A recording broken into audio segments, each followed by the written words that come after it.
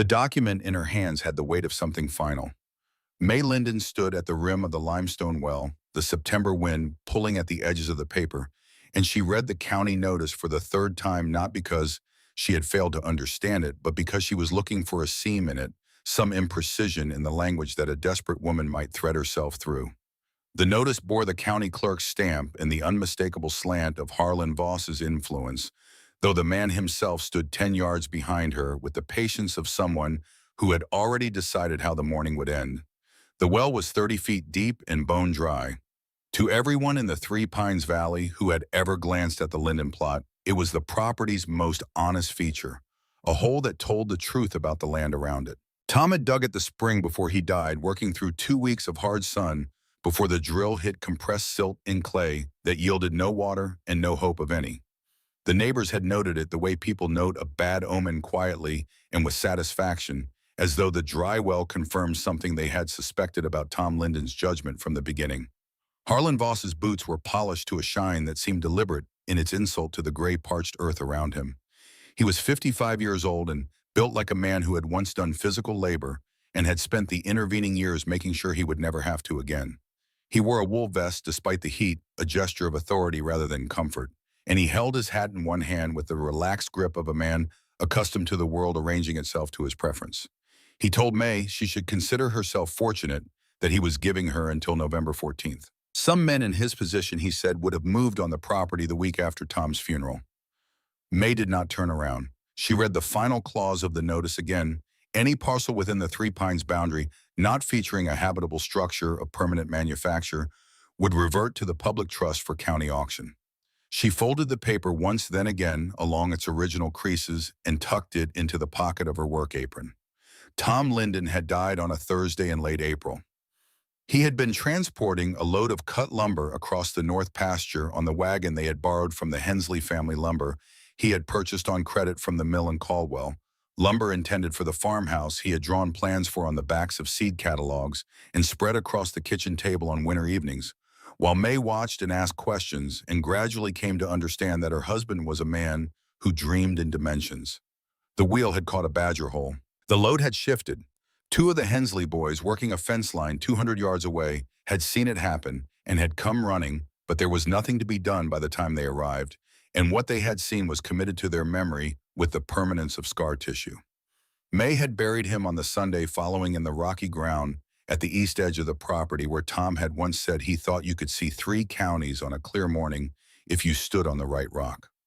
She had not cried at the funeral. She had stood in the wind and looked at the mound of turned earth and performed the calculation that grief eventually demands of the living, what remains, what is owed, and what, if anything, can still be salvaged.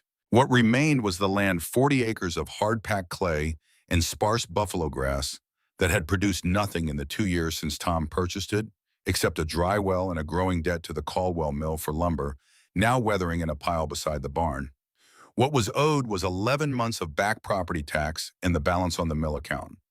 What could be salvaged was a question May had been turning over every day since April, and she was no closer to an answer when Harlan Voss rode out to deliver the county notice in person rather than through the mail, which told her everything she needed to know about his intentions.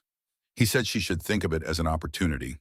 The land would fetch a fair price at auction, enough to settle the mill debt and the back taxes and leave her with something to start over somewhere more suited to a woman alone. He said Three Pines was no place for a widow without family, without capital, without the particular kind of stubbornness that the land seemed to require.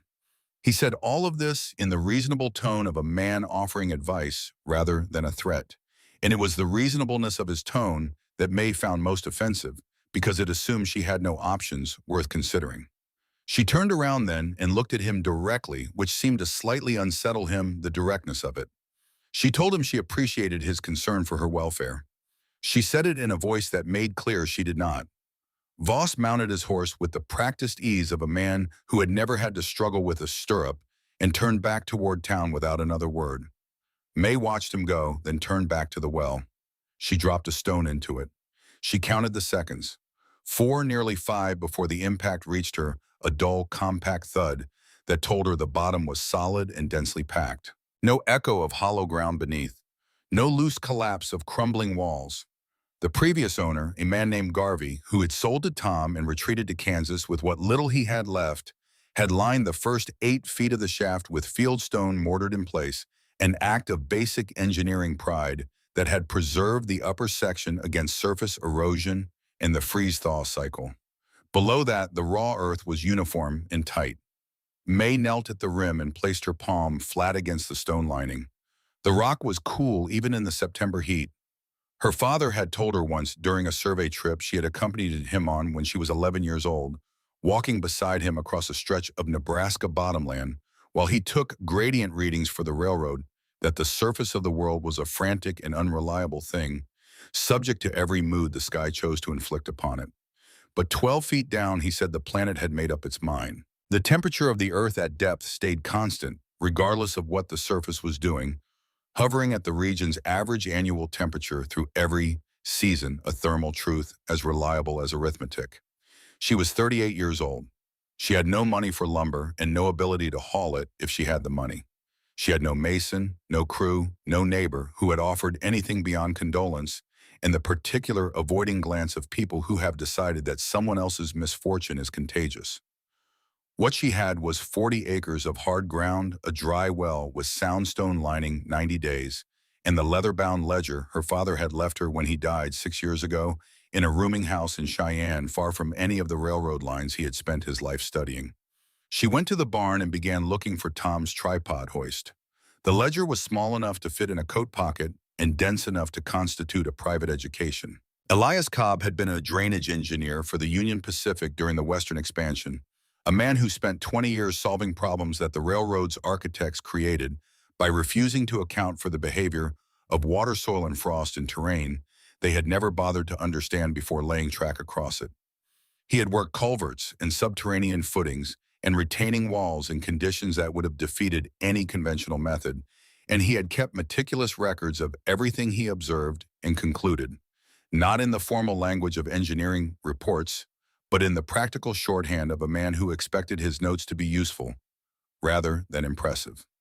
The margins of the ledger were where he had written to May. Not always and not consistently, but enough that reading through the technical diagrams felt like moving through a conversation he had begun, and she was only now catching up with. On a page showing the cross-section of a culvert installation in frozen Nebraska ground, he had written in pencil along the left margin, "The earth at depth is a bank that never fails May. Everything else is speculation." On a page detailing the hydrostatic pressure calculations for a retaining wall below a riverbank, he had noted gravity is not your enemy if you learn to give it the angle it prefers. And on a page near the back, a diagram May had studied so many times she could reproduce it from memory, showing the passive ventilation principle used in some mining operations he had written, simply air will always move from high pressure to low. This is not a law you can argue with. She had read the ledger cover to cover 3 times since Tom died, sitting at the kitchen table in the evenings, when the silence of the empty house became the kind of weight that required something to push back against.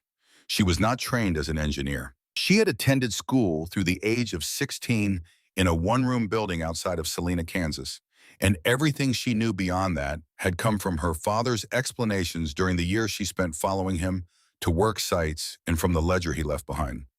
But she understood the principles, the way a person understands the rules of a landscape they have walked through many times, not theoretically, but in the body as something that made sense before she had words for why.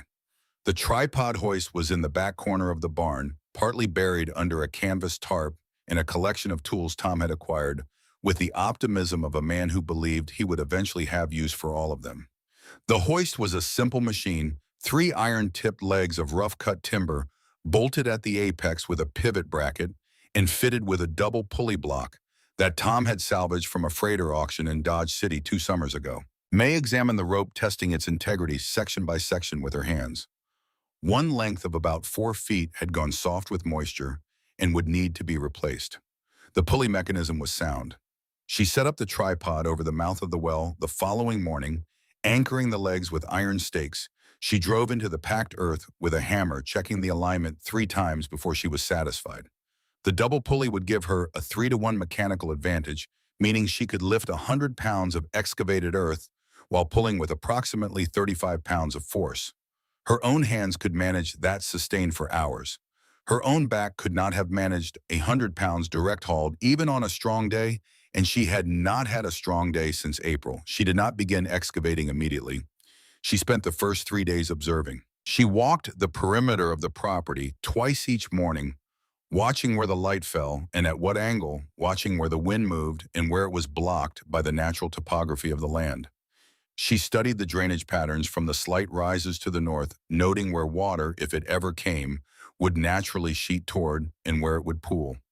She knelt in several places and dug down with her hands a foot or more to feel the composition of the subsoil, comparing what she found to the formations her father had described and diagrammed in the ledger.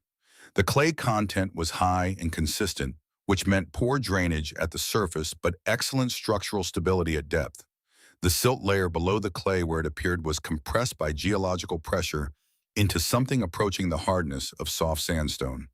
It was on the second evening, sitting on the edge of the well, with the ledger open on her knee, that she found Tom's note. She had not known it was there.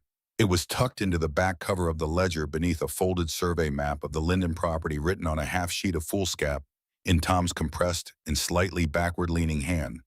He had written it in pencil sometime in the winter before he died, based on the ink stains from a December entry in the ledger that had transferred faintly to the foolscap where the two had rested together. He had written, "May, if something happens, before I get the house up, look at the well. I picked this land because of the ground under it. ECOB's method will work here. The formation is right. I checked it against his numbers before I bought.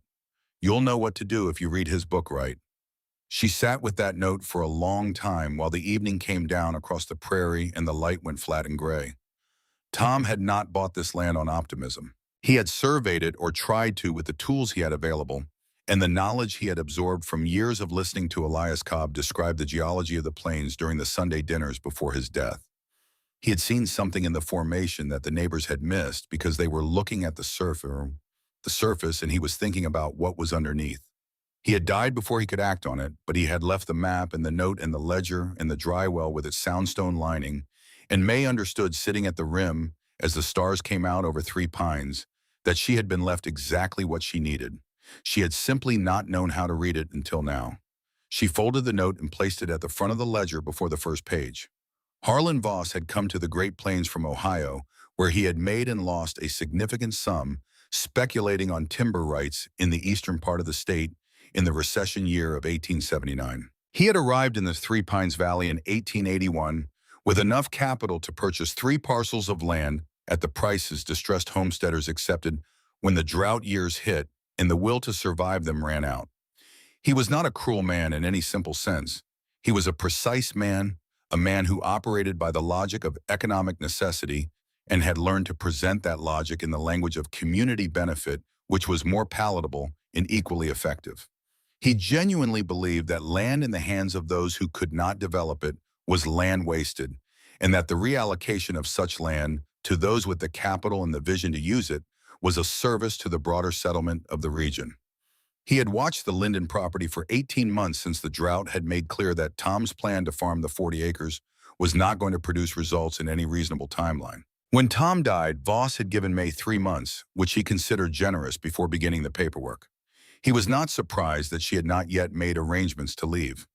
Grief disrupted rational decision-making, and he had accounted for that in his timeline. He was, however, slightly surprised by the look she had given him when she turned around at the well, the quality of assessment in it, the complete absence of the pleading or the anger he typically encountered. It was the look of a person doing arithmetic, and it had lingered with him on the ride back to town in a way he chose not to examine too closely. He sent his deputy, Arlo Webb, out to check on the property's status 10 days after delivering the notice. Webb was 25, new to the county, and possessed of the kind of steady observational temperament that made him useful precisely because he tended to report what he saw rather than what he expected to see. Webb found May at the edge of the well, threading a new length of rope through the pulley block of the tripod hoist, with the focused attention of someone who had already done the relevant math and was now simply executing it. She was wearing her husband's work coat, which was too large in the shoulders and too long in the arms, and her hair was pinned back with the practical efficiency of a person who had eliminated everything non-essential from her morning routine. Webb approached and watched her work for a moment, and then, because Voss had sent him to assess rather than to assist, said something about breathing through a straw and the absence of gold or water at the bottom of a dry hole. She did not look up from the rope. Her reply came without inflection, the kind of dismissal that is more final than anger, because it does not grant the other person the dignity of eliciting a reaction. "The air is free, Mr. Webb. I suggest you save yours for the ride back." Webb rode back to town and reported to Voss that the widow was rigging a hoist over the well and appeared to be planning some kind of excavation. Voss asked what kind, and Webb said he didn't know yet, that she had not elaborated, and he had not asked a second time because something in her manner had made it seem like a second question would not improve his standing. Voss told him to go back in a week, and this time asked directly. May had not watched Webb right away. She had finished threading the rope and loaded the first bucket with the clay she had already loosened from the well's bottom with a short-handled pick, and she had pulled the load up, hand over hand, walked it to the growing mound of displaced earth 20 yards north of the well, and emptied it into the specific quadrant of the pile she had designated for subsoil. She had already begun sorting the excavated material by composition, because some of it she intended to use, and she did not want to waste time later separating what she needed from what she did not. The physical reality of the excavation announced itself fully on the third day. Her hands, already rough from the past months of managing the property alone, began to develop new calluses and specific pressure points that corresponded to the rope's path and the pick handle's grain. The muscles along her forearms ached with a steady burn that she came to recognize as distinct from injury, the particular complaint of tissue being asked to do more than it previously had. She had no one to spell her. She worked until the light failed and then stopped what she had slept the deep and immediate sleep of the genuinely exhausted, and was at the rim again before full sunrise. She had calculated that she needed to expand the chamber at the bottom of the well from its current 4-foot diameter to at least 10 feet across in order to have functional living space. That meant displacing approximately 400 cubic feet of earth. 400 cubic feet hauled up 30 feet by a rope pulley, a bucket at a time. She did not allow herself to calculate how long it would take in absolute terms. She calculated instead how many buckets she could pull in a day at her current pace. Then she pulled that many buckets, and the following day, she pulled slightly more. By the end of the second week, the mound of pale clay beside the well was high enough to be visible from the road. Silas Croft noticed it on a Wednesday afternoon while driving his supply wagon back from the Hensley property, and he stopped the horses and sat looking at it for a moment before climbing down. Silas Croft was 50 years old and had the build of a man who had spent significant portions of his life underground. He had worked the coal mines of western Pennsylvania for 22 years before a partial ceiling collapse in the Connellsville Basin left him with 3 broken ribs and the conviction that he had used up whatever portion of luck God allocates to miners, and that he should find a different application for his remaining years. He had come to Three Pines in 1878 and opened the dry goods store on the main road, and he had prospered modestly and lived quietly and retained, in the particular way of men who have survived dangerous labor, the habit of paying close attention to structural details that most people overlooked. He walked to the rim of the well and looked down into it, noting the geometry of the expanding chamber below, the way the walls had been relieved in an outward angle rather than cut straight down. He looked at the tripod and the double pulley and the rope May had repaired, and the bucket sitting at the bottom of the shaft. He looked at the mound of sorted earth. He looked at May, who was standing at the base of the ladder inside the well, looking up at him with the patient expression of a person who has been observed before and found it neither useful nor offensive. He said the first heavy rain would turn the whole thing into a soup pot that she would drown in her own cellar. It was a reasonable concern, and he raised it reasonably, not with mockery, but with the genuine skepticism of a man who had seen underground spaces fail. May did not explain the drainage channel she was cutting into the soft shell layer 2 feet below her planned floor line. She did not describe the charcoal-lined sump she intended to build against the lowest point of the chamber wall to filter any seepage that made it past the drainage channel. She looked up at him from the bottom of the well and said with the perfect logic of a person who has no alternative, "The rain hasn't come in 3 years, Mr. Croft. I'll take my chances with the water if it means escaping the wind." Croft looked at the mound of earth again, then back at the well, He was quiet for a moment in the particular way of men who are reconsidering something they thought they had already settled. Then he climbed back on the wagon and took up the reins. But before he urged the horses forward, he turned and looked back at the well a second time. It was a small thing, that second look, but May noticed it from the bottom of the shaft, because she was the kind of person who noticed what other people did after they thought the relevant transaction had concluded. On the 8th day of excavation, the pick struck something that was not clay. The sound of it had traveled up through the handle and into May's palms before it reached her ears, a sharp ringing contact that was entirely different from the flat give of compressed silt. She scraped the loose material away with her hands and found the surface of a limestone shelf running at a slight diagonal across the lower third of the chamber floor, emerging from the south wall at a depth that put it directly in the path of the expansion she needed to complete. It was not a thin seam. When she pressed on it, nothing moved. When she struck it again with the pick, the metal skated off the surface and left barely a mark. She sat down on the floor of the chamber, 30 feet below the surface of the world, and looked at the limestone. Her hands were bleeding in two places where the impact had driven the handle hard against her grip. The kerosene lamp hanging from the iron hook she had driven into the shaft wall at shoulder height was burning low and would need to be refilled before she could continue. The rope above her hung still in the complete absence of wind at this depth, and the air was cool and faintly mineral, the smell of deep, undisturbed earth that has not been exposed to weather in a very long time. She did not have a rock drill. She did not have a chisel set or a star drill or a sledgehammer of sufficient weight to make an impression on solid limestone. She did not have money to purchase these things in Caldwell, and she could not afford to lose the time a trip to Caldwell would require. She had 72 days remaining on the county notice. The lamp's light moved slightly as she breathed, throwing her shadow in slow oscillation across the stone face. She opened the ledgers to a page near the middle where her father had described a problem he encountered during the grading for a culvert installation south of Laramie, where a shelf of compressed sandstone had emerged unexpectedly at the critical depth, and his crew had no suitable drilling equipment on site.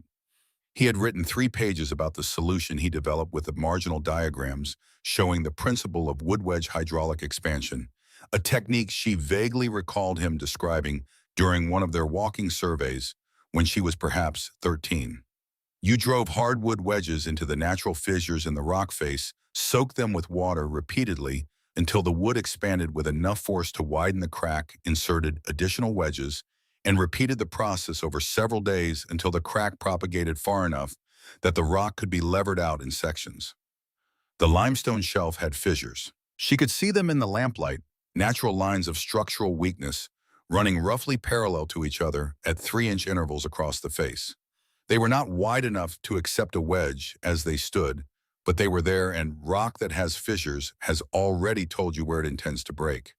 She climbed out of the well, walked to the barn, and found the hardwood handle of a broken awl and the remnant of an oak pegboard Tom had used for hanging tools. She spent the afternoon splitting these into rough wedges with a hatchet, working on a flat stone outside the barn door. She had 11 wedges by evening, varying in size, which she assessed by feel and by eye against the fissure widths she had memorized from the lamplight. She drove the first wedges in the next morning and poured water over them from a bucket hauled up from the settlement's public well a mile east of the property. She drove them deeper with a mallet, feeling the fissures accept the expansion with the grudging resistance of material that has not been asked to change in a very long time. She did this again at midday and again at evening.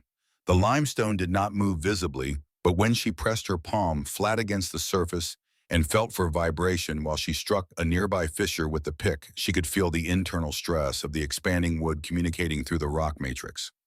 On the evening of the second day, she drove a final wedge into a fissure that had widened measurably since morning and felt rather than heard a slow, deep tick in the stone beneath her hand.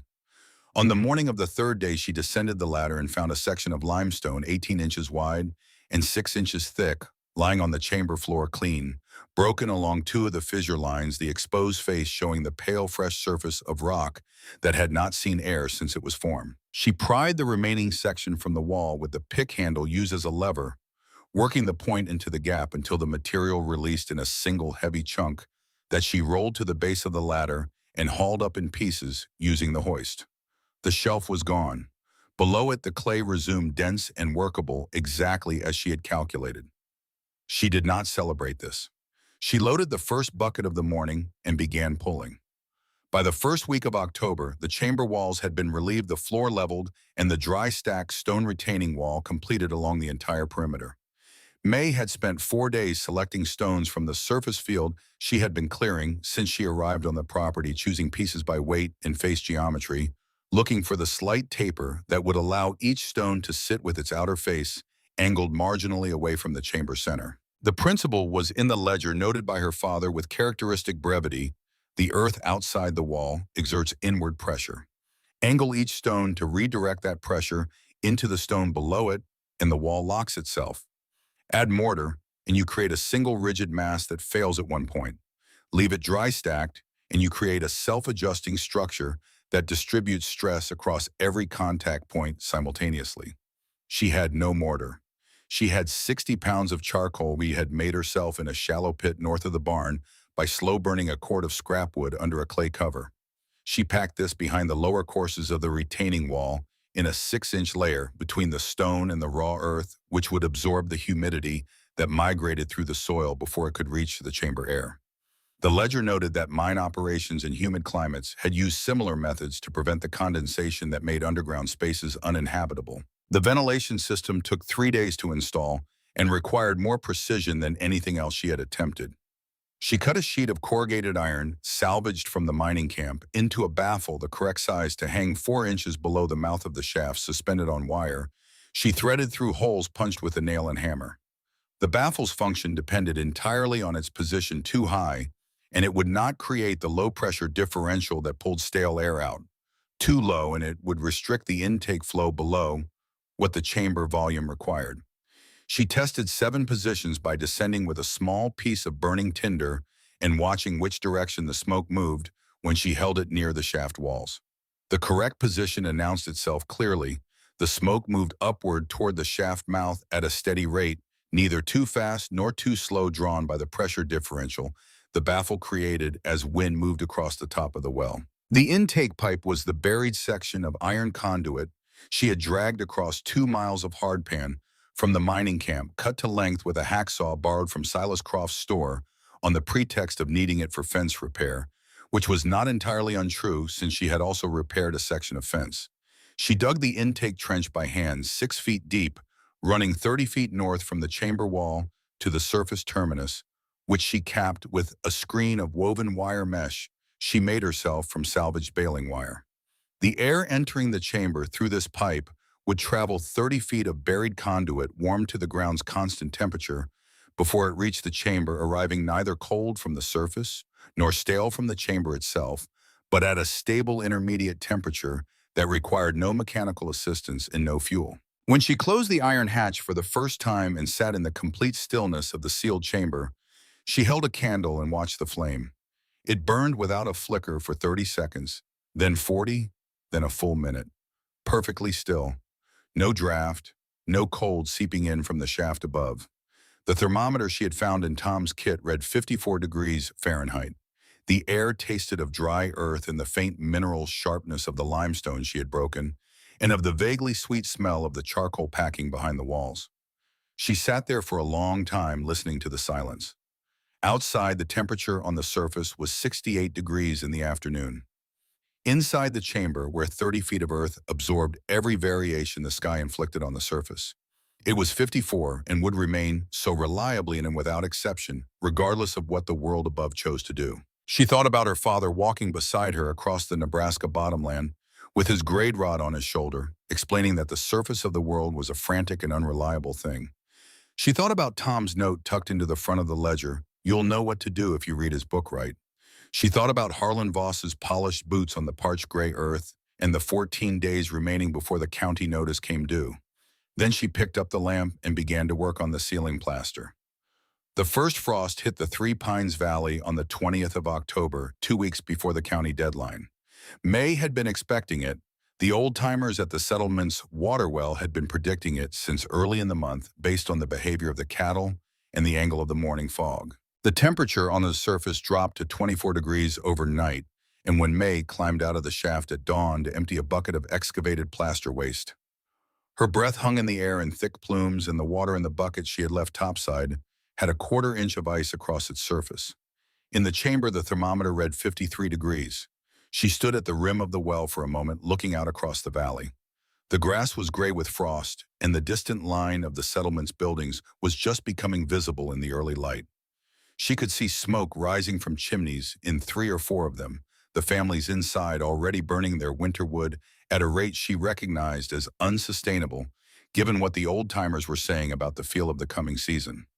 Below her, 30 feet down, nothing had changed. The earth remembered September and intended to go on remembering it for months yet.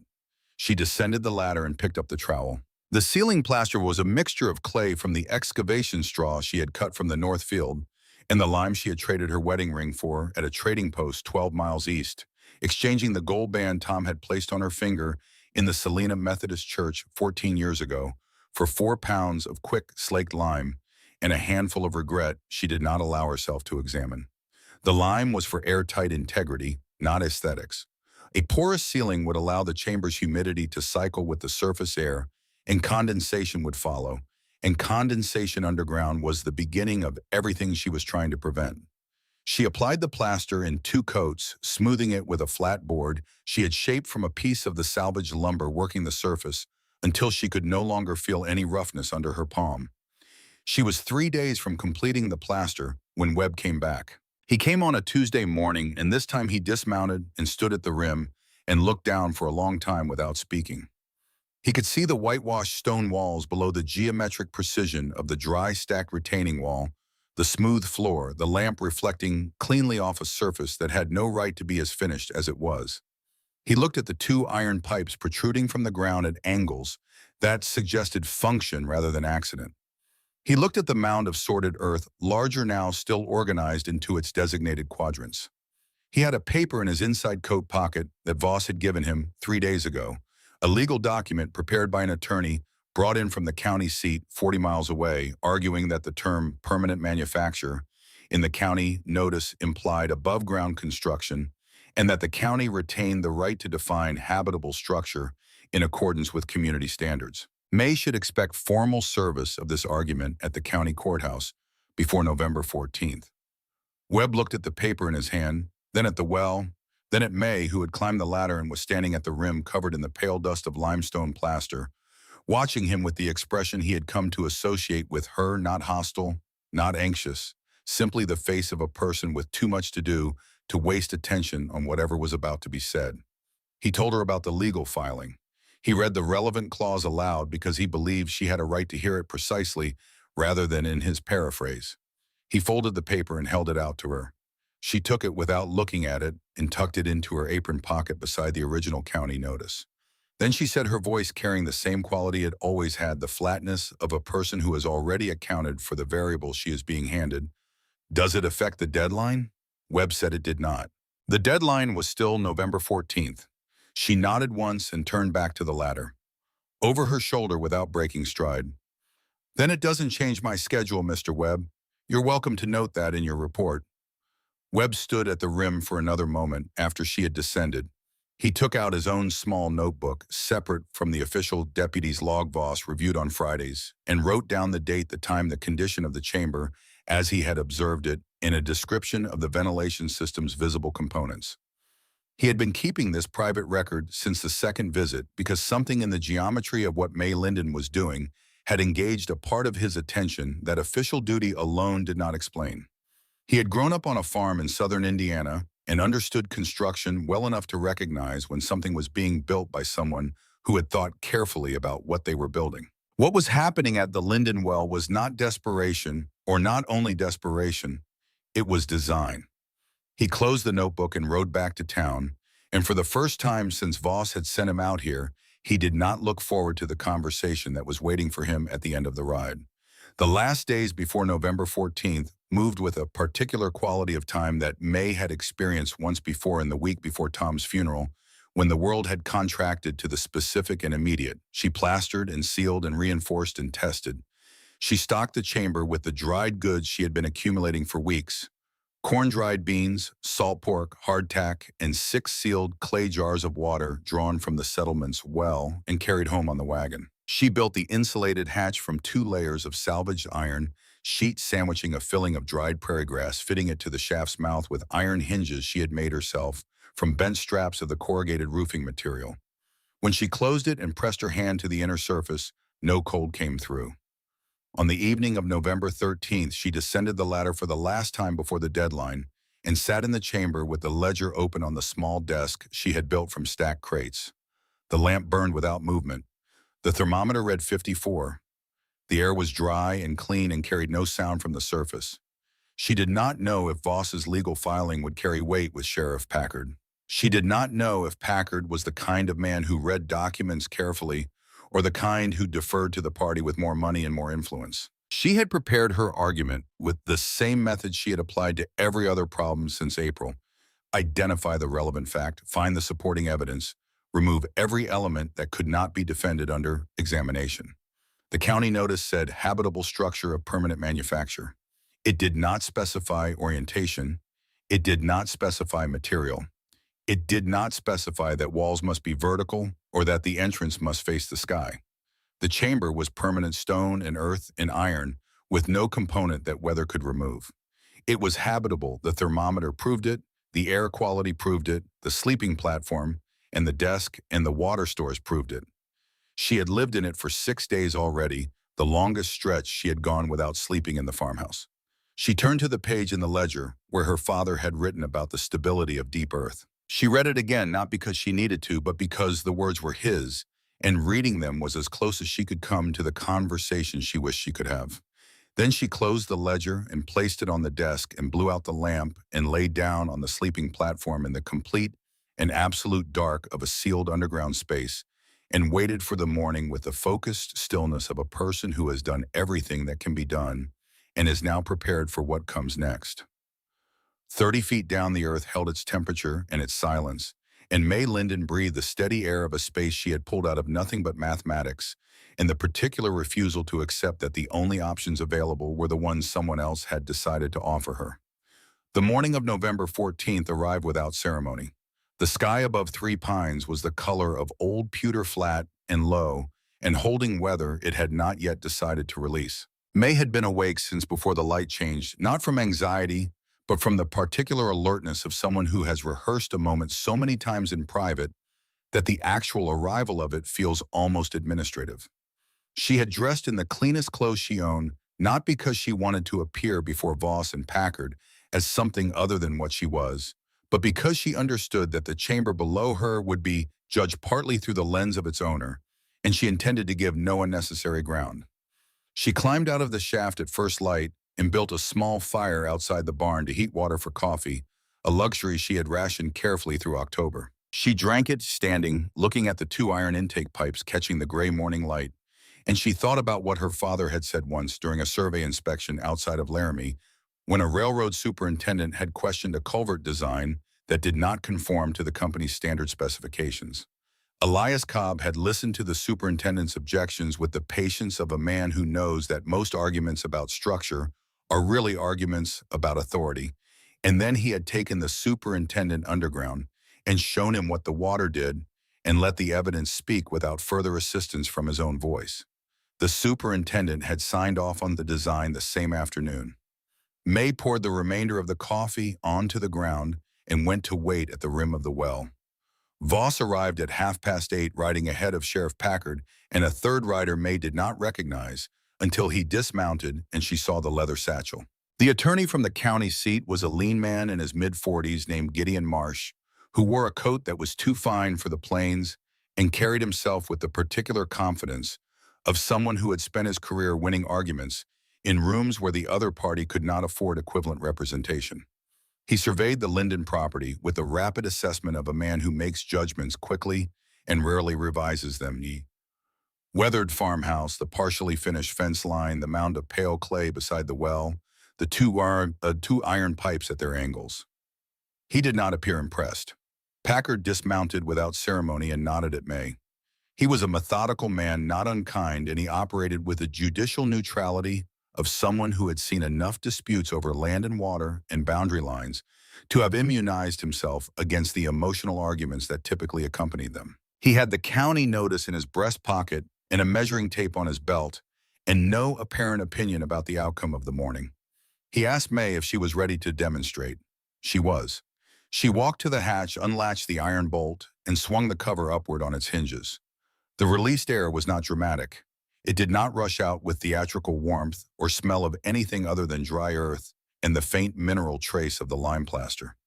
But it was unmistakably warmer than the air above it, and the differential was enough that Packard, standing 3 feet back, could feel it against the lower portion of his face. He looked at the opening, then at May, then at the ladder descending into the white-walled chamber below. Marsh said before anyone had moved, "A cellar is not a residence. The county's position is that any structure classified as a primary domicile must present a habitable interface at surface grade." He had the voice of a man who has refined a single sentence through many deployments and considers it definitive. Packard looked at him with the expression of someone who intends to do his job in the correct sequence, regardless of what commentary accompanies it. He asked May for the dimensions of the chamber. She told him 10 feet in diameter, at the widest point 7 feet of ceiling clearance at the apex of the vaulted ceiling, with a secondary alcove of 4 feet by 6 feet she had cut into the north wall for storage. Total interior square footage calculated by her own measurement 3 times and averaged 81 feet. Packard wrote this down. She told him the permanent components dry stack stone retaining wall along the full perimeter lime plaster ceiling, and upper walls packed clay floor leveled to within a 1/4 inch across its entire surface. Iron hatch of double construction with insulating fill 2 independent ventilation conduits of buried iron pipe charcoal line drainage sump at the lowest point of the floor, and an intake trench 6 feet deep and 30 feet long. Packard wrote this down. Marsh began to say something else. Packard held up one hand not aggressively, but with the quiet authority of a man who controls the pace of his own procedure, and asked if he could go down. May gestured to the ladder. He descended with his hand on each rung, and his body taking the weight carefully the way men of his age navigate vertical distances when they would prefer not to. Marsh followed him, the leather satchels transferred to one hand, his fine coat catching briefly on the hatch rim before he freed it. Voss remained above, standing at the rim with his hands in his coat pockets and a look of focused anticipation. Like a man watching an auction, he expects to win. Below, Packard moved through the space the way he moved through any space he was assessing slowly, without comment, touching the walls with his palm in 2 or 3 places, crouching to examine the floor surface standing at the center of the chamber, and turning a full rotation to take in the complete perimeter. The lamp May had left burning on the desk threw its light evenly across the whitewashed stone, and the candle on the sleeping platform alcove burned without a flicker in the perfectly still air. Packard looked at the desk, the ledger, the water jars, the dried goods on their shelf. The sleeping platform raised 4 inches off the floor on flat stones to prevent ground moisture wicking into the bedroll. He put his hand near the intake pipe terminus, where it emerged from the south wall of the chamber, and felt the air moving through it, cool but not cold, the temperature of deep earth rather than surface winter. He held it there for a moment longer than necessary. Marsh stood near the ladder with his satchel and did not touch the walls. He looked at the ceiling, which was intact and smooth and showed no staining, no crack, no evidence of settling. He looked at the floor, which was level and dry. His expression had not changed, but something behind it had shifted by a degree or two that May, watching from the base of the ladder, would have recognized as the recalibration of a position that had seemed more solid from above. Packard asked how long May had been sleeping in the chamber. She told him 6 consecutive nights with additional daytime hours throughout October, for a total she estimated at 38 nights across the full construction period. He nodded and climbed back up. At the surface, he stood beside Voss and looked at the hatch opening and the pale glow of the lamp ascending from below. He took the county notice from his breast pocket and read the relevant clause with the attention of a man who has had occasion to regret casual readings of legal language. He read it twice. He put it back in his pocket. Harlan Voss was watching Packard's face with the focus of a man reading a ledger for a number that should be there and appears to be missing. He said the structure was a cellar. He said it with the confidence of someone who had deployed this argument privately many times and found it satisfying. Packard's response arrived without particular emphasis, which made it more final than if he had worked to deliver it. "It's a house, Voss. It has a door. It has air. And based on what I just walked through, it's considerably more sound than a number of registered structures in this county. The deed stands. The attorney Marsh had climbed back up during this exchange and was standing slightly to one side with the neutral expression of a professional who has been paid to make an argument and has made it and does not consider the outcome a personal matter. He was already mentally composing his report to Voss on the limited prospects of the county-level appeal, which existed as a legal option, but would require persuading a judge that a sealed, ventilated, plastered underground chamber with documented occupancy was less habitable than a pine-board shack with gaps in the floorboards, an argument he was not certain he could make with sufficient conviction to justify his fee for the additional trip.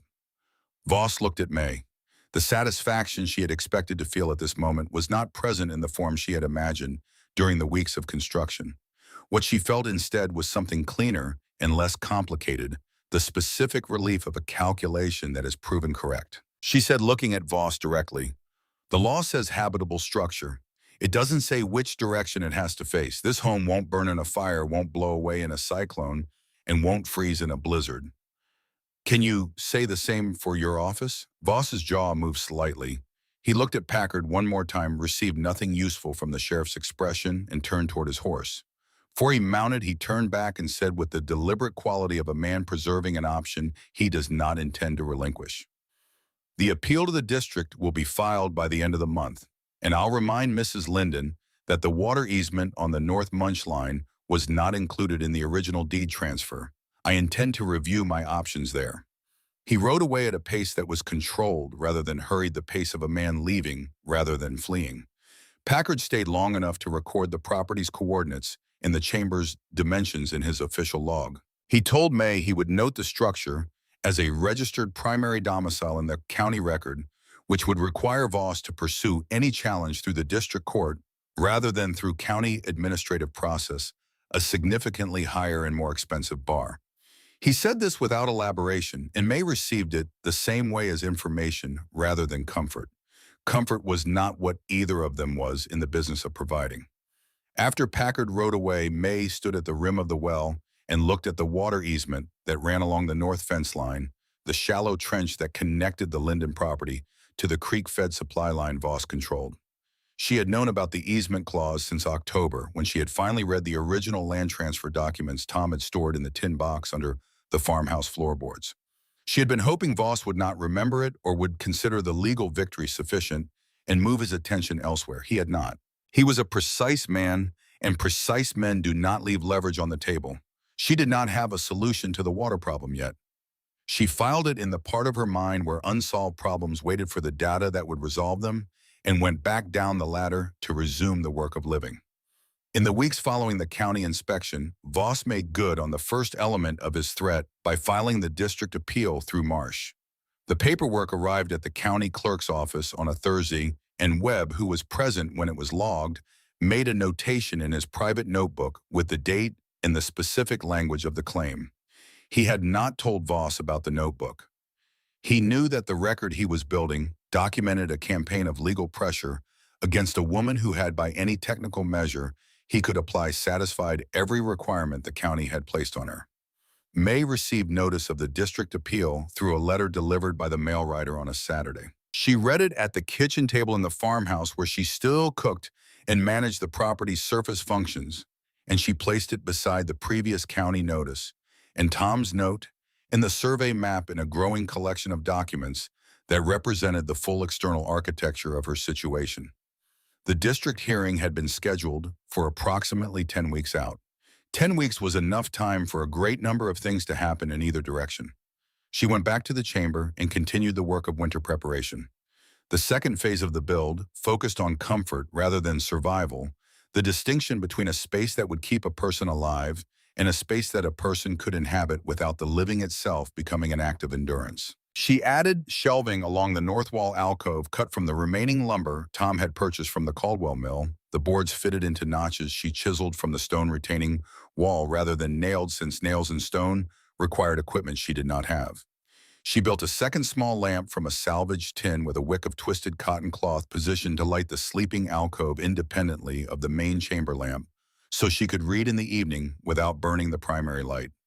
She padded the sleeping platform with layered burlap sacking and the remnant of a blanket that had gone too thin to be useful on its own, but was adequate in combination. She had been tracking the chamber's temperature twice daily since October at dawn, and at the end of her working day recording each reading in the back pages of the ledger where her father had left blank paper for notes. The reading showed a pattern she had anticipated but was nonetheless reassuring to see documented. The temperature had remained between 53 and 56 degrees Fahrenheit across the entire range of surface temperatures she had experienced from the warm days of early October through the hard freezes of mid-November. The Earth below the frost line was doing exactly what physics required it to do. The surface temperature was doing something else.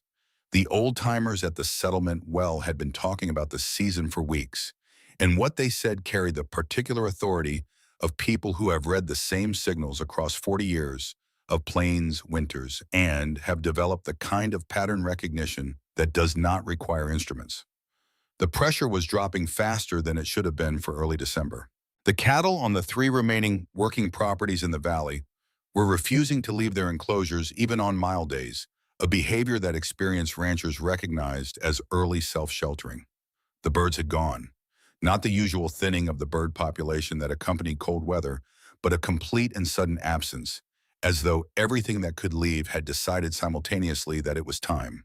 Silas Croft felt the pressure change in his ears on the last Sunday of November, the way he had learned to feel it in the Connellsville mines when atmospheric conditions shifted in the shafts.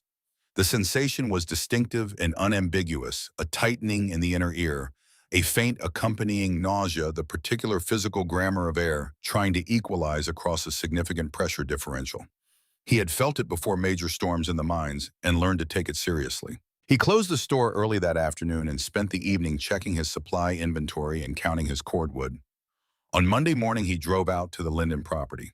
He found May at the surface reinforcing the perimeter of the intake pipe terminus with a ring of fitted stone she was mortaring into place with the last of her lime mixture. She had been watching the same signs as the old-timers and had drawn the same conclusion, and she had been working since before first light to complete a list of preparations she had been deferring until she was certain. She had already sealed the external drainage channel outlets with removable packed clay plugs that would prevent blowing snow from entering the drainage system while remaining easy to clear from inside after the storm passed. She had positioned the secondary covers over both pipe termini wire mesh screens designed to prevent snow accumulation from blocking the airflow while maintaining sufficient open area to sustain ventilation. Silas climbed down from the wagon and stood watching her work with the expression of a man who has revised an estimate and is now accounting for the gap between his original figure and the corrected one. He said, "You've been ready for this since November 14th, haven't you?" She pressed the final stone into the mortar ring and checked it with her level. "Since the day I read my father's note about the formation." He looked at the well at the hatch at the 2 pipe termini with their new protective screens. He asked her not rhetorically but with genuine want of the answer how she had known the ventilation would hold in heavy snow. She told him about the angle of the exhaust terminus cut at 60 degrees, from horizontal to direct high-velocity wind across rather than into the pipe mouth, creating a scour effect that would prevent snow accumulation on the opening. She told him about the intake terminus depth below grade, recessed 4 inches, to create a sheltering pocket that would trap and melt any blowing snow before it could block the mesh. She described these things with the compression of someone who has lived inside a problem long enough to explain it from any direction without preparation. Silas was quiet for a moment. He had spent 2 decades underground, and he knew the difference between a person who has read about enclosed spaces and a person who has built and occupied one. He said, "If it gets bad enough, I'm going to have people with nowhere to go." May looked at the hatch. The chamber below was built for one person's survival across a winter. It could accommodate more for a limited time if the conditions above made the alternative unacceptable. She had not planned for this, but she recognized it as a variable she should have planned for, and the recognition carried a faint trace of the same feeling she had experienced in the chamber floor when she found the limestone shelf, the moment when the problem reveals a dimension you had not accounted for. She said, "The air exchange rate will support 8 people for up to 10 days without modification. The food stores are for 1 person for 6 months. That arithmetic is yours to calculate if the time comes." Silas nodded the nod of a man filing information against a contingency he hopes will remain theoretical. He climbed back on the wagon. He had a store to close properly and arrangements to make, and he had already taken more of the morning than he had planned. But before he took up the reins, he did something he had not done on any of his previous visits to the Linden property. He looked at the well and its iron hatch with the direct evaluating gaze of a man deciding whether a structure is sound enough to trust his life to. Whatever conclusion he reached, he kept it to himself. He drove back toward town, and May descended the ladder and latched the hatch and began the final inventory of her winter stores by lamplight. The storm announced itself on the 2nd of December through a pressure drop so sharp and sudden that 3 people in the Three Pines settlement experienced it as physical pain, a popping sensation in the ears, accompanied by a brief vertigo. The sky to the northwest had been building since morning, a bruised purple mass that moved with the deliberate menace of something that has already decided what it intends to do and is no longer interested in ambiguity. The temperature fell 20 degrees between noon and 2 in the afternoon, and by 3 o'clock, the first wind had arrived, not the gradual increase of a standard winter approach, but the full-speed initial blast of a storm that had been building across the open plains for 3 days with nothing to slow it. The snow that accompanied this wind was not the wet, heavy snow of the eastern winter, but the crystalline near powder of the high plains at extreme cold particles, so fine and so numerous that they did not so much fall as simply occupy the air, reducing visibility to a matter of feet within the first hour and to nothing within 2. The wind driving these particles reached 60 miles an hour before dark and would not fall below that for the next 4 days. May was already in the chamber when the full force arrived. She had descended at 2:30 when the pressure drop told her what was coming with the precision of a barometer, and she had pulled the hatch shut and thrown the iron bolt before the visibility dropped enough to make surface work dangerous. She had, in the last 20 minutes before sealing done, one final thing. She had climbed to the roof of the farmhouse barn and freed the hasp on the upper vent louvers so the barn's interior would not pressurize and split its walls if the storm created the kind of sustained wind load that played tricks on sealed structures. It was a 10-minute task that she had noted in her preparation list back in October, the kind of task that was easy to forget and catastrophic to neglect. Below the sealed hatch, the storm's arrival registered as a change in ambient sound, a low continuous frequency that the earth transmitted as vibration rather than noise felt in the soles of the feet and the base of the spine more than heard through the ears. It was the geological equivalent of distant thunder.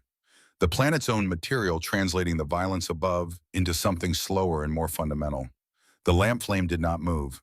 The thermometer held at 54. She ate a measured portion of dried corn and salt pork and drank one of the water jars down to the mark she had scratched on its side to track daily consumption. She read by lamplight for 2 hours, working through a section of the ledger she had not examined closely before her father's notes on the hydrostatic properties of compressed clay under varying moisture conditions, which she had originally skipped as outside her immediate application, but which she found herself now reading with the attention of someone whose relationship to underground spaces had become personal enough to make every related technical detail interesting. It was on the second night that the ventilation problem she had anticipated and partially addressed made itself fully known. The exhaust pipe terminus, cut at 60 degrees and designed to create a scour effect in high-velocity wind, was functioning as intended. But the intake terminus, recessed 4 inches below grade, with its wire mesh screen, had developed an accumulation not of blown snow, but of a more insidious problem. The moisture from the chamber's exhaled air was condensing at the point where warm interior air met the supercooled pipe in the intake section nearest the surface, forming a thin ice plug that was gradually restricting the airflow. She could feel it in the subtle change in the flame's behavior, a very slight, almost imperceptible increase in its motion as the pressure differential shifted to compensate for the reduced intake volume. She had not built a solution to this problem into the design because she had not fully calculated the temperature differential at that specific junction under these specific conditions. Her father's ledger addressed condensation and ventilation systems in general terms, but not this particular failure mode. She sat with it for 15 minutes, following the physics through each stage the way he had taught her to, starting from what was known and working toward what was possible. The solution was inelegant, but available. She needed to temporarily increase the heat output in the intake pipe section to prevent further ice formation, and the only way to do that without going to the surface was to reverse flush the pipe with warm air from inside the chamber. She took the secondary lamp and held it near the intake terminus inside the chamber, directing the heat from its flame into the pipe opening for a sustained period, forcing warm air into the intake section against the natural flow. It was a manual process that required 20 minutes of sustained effort and produced results she could verify only by feeling the airflow increase against her wrist held near the intake opening. When the flow normalized, she replaced the secondary lamp and climbed the ladder. The decision to open the hatch during a storm of this magnitude was not casual. She knew what was above the hatch, a world that had ceased to exist as a navigable space.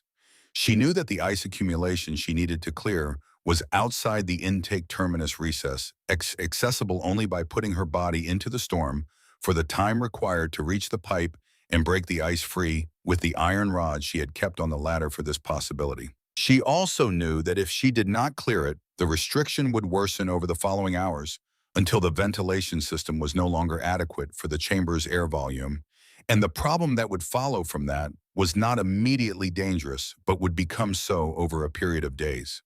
She put on Tom's coat over her own, pulled the knitted hood low, and opened the hatch. The storm came in not as a rush, but as a weight, the pressure differential between the warm chamber and the screaming exterior, throwing a physical force against her that she had to brace against the ladder rungs to resist. The cold hit her face with the immediacy of something applied deliberately, a burning sensation across the cheekbones and forehead that she recognized as the warning stage before the numbness that came next. She climbed out, kept one hand on the rope she had rigged from the hatch rim to the intake terminus stake, and moved across the 4 feet of open ground between them in the complete white blindness of the storm. She found the terminus by feel, drove the iron rod into the recess, broke the ice accumulation free in 3 sharp strikes, checked the mesh screen with her fingers to confirm it was clear, and was back at the hatch in under 90 seconds from the moment she had opened it. She descended, pulled the hatch shut, and threw the bolt. She sat on the ladder for a moment, letting the feeling return to her face by degrees. The thermometer still read 54. The lamp still burned without a flicker. She climbed down and went back to the ledger. The storm did not relent on the 3rd day or the 4th. In town, the situation inside Silas Croft's general store had been deteriorating since the end of the 1st day. 3 families whose roofs had failed under the weight of drifted snow had sheltered in the store's back room, which was the sturdiest space available, built from full-thickness timber in the older construction style of the settlement's earliest structures. The wood stove was consuming fuel at a rate that corresponded directly with the storm's intensity, which was to say it was burning through Silas's winter reserve in a ratio he had not budgeted for when he had calculated his stores in October. By the morning of the 4th day, the interior temperature of the store had dropped to 18 degrees despite the stove burning at maximum draw, and Silas was looking at his remaining cordwood and doing the same kind of arithmetic May had performed at the rim of the well back in September. What remains, what is owed, and what can still be done. The store's back room held 7 adults and 5 children. 2 of the youngest children were showing the listless, inward-turning quality that Silas recognized from his mining years as early hypothermia, the body beginning the painful and dangerous process of deciding which of its functions it could afford to suspend. He had seen it in men after roof falls, the way a person became quiet and then still, and then absent in a very specific sequence, and the recognition of that sequence in a child's face was the kind of thing that compressed a man's available time to a single point. He thought about the 2 iron pipes. He had been thinking about them since the night before, the same thought recurring each time he checked the dwindling cordwood stack, but he had been suppressing it because the alternative it represented required moving through conditions that were almost certainly fatal for anyone who stopped moving. He went through the mechanics of it with the same detachment he had once applied to mine evacuation decisions. Distance from the store to the Linden well approximately 2 miles. Surface temperature estimated at 40 below, with wind chill factoring in the storm's sustained velocity. Time required to cover 2 miles at a crawl through 3-foot drifts without visibility, accounting for the guide rope he kept in the store's supply room for exactly this category of emergency. He had used guide ropes in mine evacuations, and he knew their limitations and their capabilities. He looked at the children. He stopped suppressing the thought. He told the adults what he intended to do, and what he needed from each of them, and he said it in the voice he had used underground when a decision had been made and the window for revision had closed. He described the route, the rope, the compass bearing he would maintain. He said they would not use the horses because horses exposed to those temperatures without shelter would be dead before the halfway point, and a dead horse in the dark added a navigation hazard they could not afford. He said they would move one connected group on the rope, and they would not stop for any reason he did not authorize. Harlan Voss was in the store. He had been there since the second day when the roof of his office had shed its eastern section under a load of drifted snow, and the interior had become uninhabitable. He had arrived with a blanket and the cold-scraped dignity of a man who has been outmaneuvered by weather and has not yet fully processed the implications. His left shoulder was bruised from a falling beam, and he carried it with the slightly elevated posture of someone managing pain without acknowledging it. He had spent 2 days in the corner of the store's back room, not speaking to anyone, watching the temperature fall, and the wood supply diminish with an expression that had been cycling through several phases in a way he would not have permitted anyone to observe if he had been managing his own environment. When Silas described the plan, Voss looked at the rope and the compass and said nothing for a long time. Then he said, "I know where the stakes are, the ones marking her property line. I passed them last month." It was not an apology. It was not a concession. It was the contribution of someone who has concluded that practical utility is the only currency that still has value in the present conditions, and who is offering what he has. Silas accepted it the same way. They went out into the storm. The 2 miles took 4 hours. Silas led with the compass and the rope moving by feel and by the wind's direction relative to his left shoulder, which he kept consistently exposed as a bearing instrument.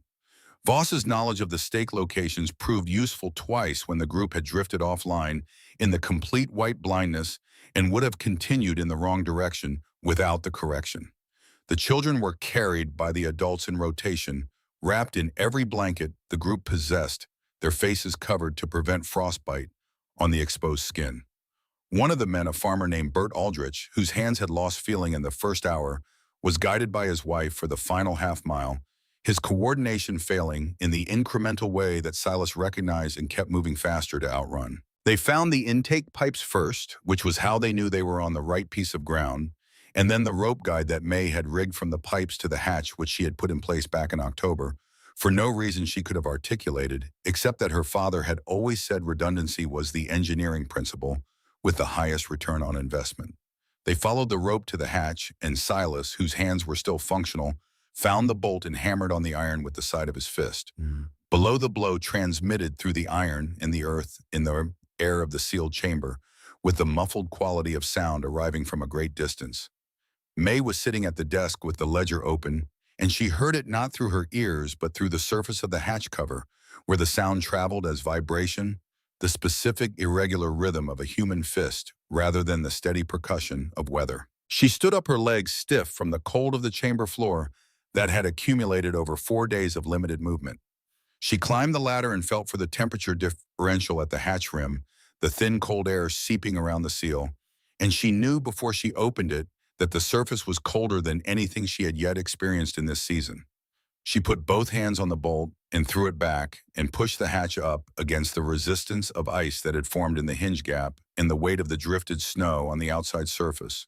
The world above the hatch did not look like a world. It was a moving white surface without dimension or reference point, a visual field that the eye could not organize into distance or depth. Out of it, close enough to touch, was Silas Croft's face encased in a mask of beard ice so complete that only his eyes were visible, narrowed against the snow particles that traveled horizontally at this altitude above the ground. Behind him, shapes that were people were becoming stationary in the snow, in the particular way that meant the margin was very thin. She grabbed Silas by the collar of his coat with both hands, the wool stiff with ice, and hauled him toward the opening. Her voice carried above the wind because she pitched it at the frequency she had learned from watching her father give instructions to railroad crews, in noise low and flat and projected from the chest rather than the throat. Down the ladder, one at a time. Move. The transition from the storm to the chamber was a physical event rather than simply a change in environment. Each person who descended the ladder passed through a temperature differential of nearly 100 degrees Fahrenheit in the space of 30 feet. and the body's response to this was involuntary and immediate. The clenching of cold, stiffened muscles releasing all at once, the rush of circulation, returning to extremities, with a burning that preceded the relief, the involuntary sounds that people made when the body recognized that it was going to survive the next hour and began allocating resources toward the future rather than the immediate present. Silas lay on the chamber floor and did not move for several minutes. Bert Aldrich's wife knelt beside her husband and held his hands between hers, talking quietly to him while the color returned to his face. The children were placed on the sleeping platform and covered with the chamber's blankets, their small bodies warming faster than the adults. The resilience of the young metabolizing the cold in a way that older bodies could not match. Harlan Voss came down last. He stood at the base of the ladder and took in the chamber, the whitewashed stone, the dry floor, the lamp burning without movement, the thermometer on the wall. He stood there for long enough that the others, occupied with their own processes of returning from the cold, did not notice him. He was not a man who examined himself publicly, and whatever he was examining in that moment, he kept between himself and the wall. May had already rebolted the hatch and was moving through the chamber's occupants with the methodical attention of someone assessing damage and available resources simultaneously. Aldrich's hands concerned her most. She had seen cold injury to the extremities, and she knew the window during which intervention remained useful. She found the spare sacking in the north alcove and wrapped his hands, carefully checking each finger with the pad of her own thumb for the waxy texture that indicated the deepest level of cold damage. The outermost two fingers of his right hand had it. She wrapped them separately and with more pressure, and told his wife what to watch for and what to do if the circulation did not return within the hour. She did all of this without explanation and without ceremony, and without the particular need to be acknowledged for it that stress sometimes generates in people. And when she was done, she sat on the crate at the desk and poured water from the remaining sealed jar or into the cup she used for cooking, and handed it to Silas, who was sitting up now, with his back against the south wall, and his beard slowly releasing the ice that had armored it into a spreading damp across his coat front. He looked around the chamber with the attentive assessment of someone who builds things for a living and is evaluating someone else's work against his own standard. He looked at the dry stack wall, the ventilation system, the ceiling plaster, the lamp that still had not flickered in the still air of a sealed room containing 9 people. He looked at May and the specific absence of desperation in her, the way she moved through the emergency with the confidence not of someone who had gotten lucky, but of someone who had built a margin and was operating inside it. He said, "How is it warm in here? You don't have a stove." She sat down across from him. She told him it was not warm precisely. She said the temperature in the chamber was 54 degrees, which was not warm by any conventional measure, but was warm relative to what surrounded them, and that the distinction mattered because the warmth was not being generated here, but preserved.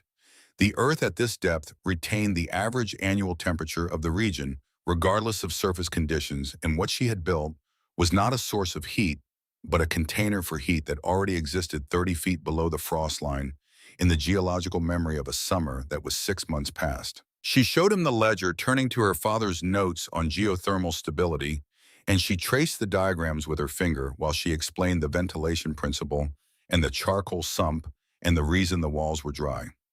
She did not simplify it. He had 20 years of underground experience, and she recognized that he would understand the principles faster without the omissions she might have used for someone else. Voss, from his position against the far wall, was listening.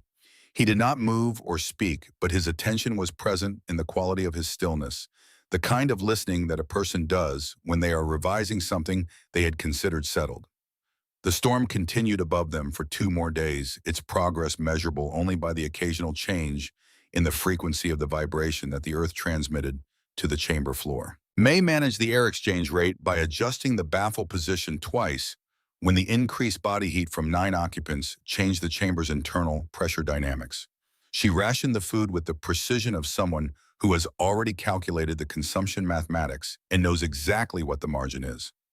She kept the children occupied with her father's diagrams, explaining each one in terms a child could engage with, and the children asked questions that were better than most of the questions adults had asked her, because children have not yet learned to distrust information that contradicts their previous assumptions.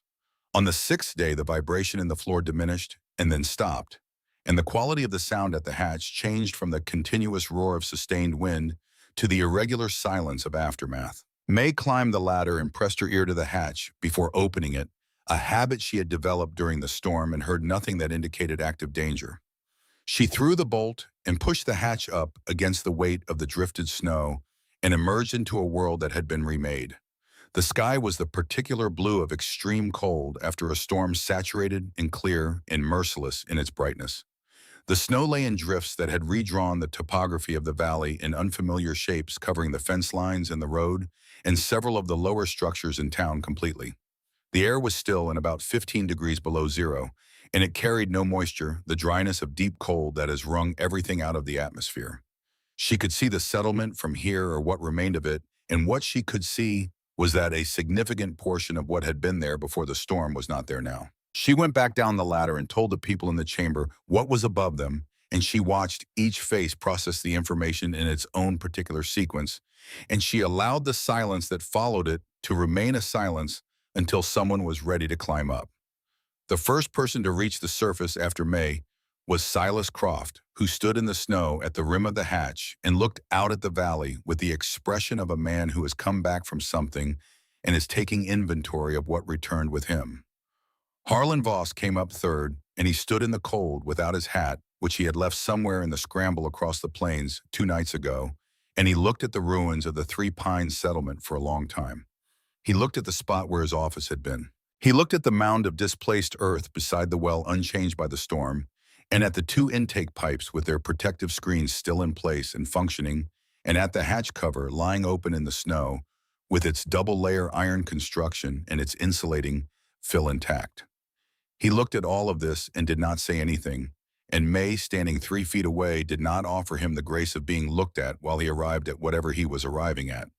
She was looking at the valley and thinking about the water easement and the district appeal, and the weeks that remained before the hearing, and about the 8 people who had survived the storm inside a structure she had built alone in 90 days from salvaged iron and fieldstone, and the physics of deep earth, and about what precisely the margin between what she had built and what the storm had destroyed was worth in the particular currency of the world she was going to have to keep living in. The valley looked like a place that had been erased and redrawn by someone who did not know the original. Three Pines emerged from the storm's aftermath as a catalog of structural failure rooflines that had collapsed inward under the weight of 4-foot drifts, fence posts leaning at angles that described the storm's wind direction more accurately than any weather instrument. The road between the settlement and the outlying properties buried so completely that its location could only be inferred from the slight depression in the drifts, where the packed earth beneath resisted settling at the same rate as the surrounding ground. May stood at the rim of the well for a long while before she did anything else. She was not paralyzed. She was accounting. The farmhouse had taken damage to the north wall, where the wind had driven snow under the board lap siding, and the moisture had expanded against the interior plaster and split it in a long diagonal crack from the window frame to the floor. The barn had held the freed hasp on the upper louvers, having done its work. The fence line on the east pasture was down in 2 places where posts had been driven sideways by drifting snow accumulation. The intake pipes were functional, both screens intact, and the hatch cover had sealed against the storm without a failure point that May could identify from external examination. The people from the chamber dispersed across the morning as each assessed the condition of their own properties and found the results that the scale of the storm had made predictable. Bert Aldrich's farmhouse had lost its roof entirely, the framing having failed at the ridge beam under a load it was never designed to carry. His wife stood in this roofless interior and looked at the sky through what had been her ceiling, and did not cry because the Aldriches were the kind of people who saved that particular response for private moments, and she was not in a private moment. 2 other families found their structures standing, but uninhabitable from cold penetration through failed insulation and broken window glass. The family with the youngest children, the Harpers, found nothing at all where their house had stood, only a foundation outline in a debris field that the wind had redistributed across the surrounding 100 yards. Silas Croft's store was standing. The old timber construction had held where the newer balloon frame buildings had not, a demonstration of a principle that Silas had not specifically intended to prove, but which he noted with the quiet satisfaction of a man whose instincts had been vindicated at considerable cost to everyone else. The interior was damaged from the cold that had penetrated during the days when the stove could not compensate and the stock on the lower shelves had frozen and split in ways that made the inventory loss significant, but the structure itself was sound. Harlan Voss's office was a pile. He stood in front of it for a long time without moving long enough that Silas, passing on his way back to the store, paused to look at him and then decided not to say anything and kept walking. The imported glass that had been Voss's particular pride was everywhere in the ruins, some panes intact in their frames where the frames had landed flat, most of it in fragments that caught the morning light with the indifferent beauty of things that have been destroyed and do not know it. The oak siding was split along every board's grain in the distinctive way of green-cut wood exposed to extreme temperature differential, a characteristic failure mode that anyone who understood Western lumber would have anticipated, and that Voss had not anticipated because he had hired a builder from Kansas City who understood the construction standards of a different climate. The foundation stones were heaved cracked along horizontal planes by the freezing and expansion of ground moisture that had worked its way under the footings during the wet period before the hard freeze. It was the foundation that told the real story, because the foundation failure was not the storm's work, but the consequence of months of inadequate drainage design, the storm having only accelerated the inevitable. A building whose foundation was undermined before the first snow fell was a building that was going to fail. The storm had only chosen the date. May did not go near Voss's office that morning. She had her own accounting to complete, and she understood that a man standing in front of his ruined work needed to be left alone with it, not because he deserved the courtesy, but because interrupting that particular process never produced anything useful. She spent the morning assessing the Aldrich situation, which was the most immediately severe among the displaced families. The roofless farmhouse could not be reoccupied until it was covered, and the materials to cover it were not available in Three Pines in sufficient quantity to do the work in the window before the next weather system arrived, which the old-timers were predicting within 10 days based on the barometric pattern. She walked through the Aldrich property and noted what had survived and what had not, and what was recoverable from the debris and what was not. And she did this with the systematic attention she had applied to her own construction, because the Aldriches had a child with them, and the child was the data point that made every other calculation secondary. She did not go to Voss. Voss came to her.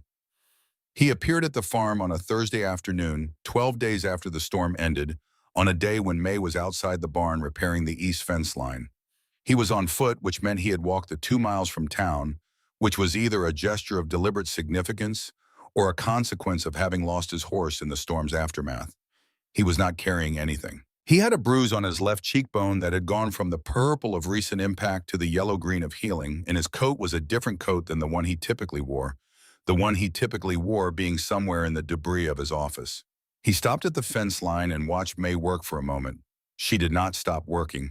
She drove the replacement post into the pre-augured hole with 3 strokes of the mallet, each strike placed with the precision of someone who understands that a post set wrong has to come out and be reset, and that the time cost of imprecision is always higher than the time cost of doing it right. He reached into his coat and produced a single folded document. He placed it on the top rail of the repaired fence section and held his hand flat on it to keep the wind from taking it, and he said nothing until May set down the mallet and picked up the document and unfolded it. It was the water easement agreement for the North Munch Line, the document that had given Voss the right to restrict May's access to the creek-fed supply.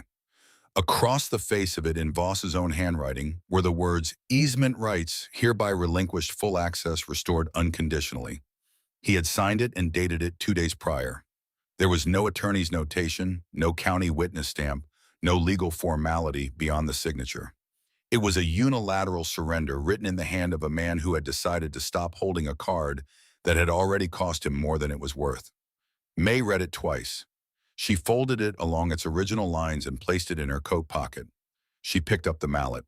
Voss said, "The district appeal has been withdrawn. Marsh sent the notice to the county clerk on Monday." She drove the next post stake into the augured hole and tested it for plumb with the level she kept on the fence rail.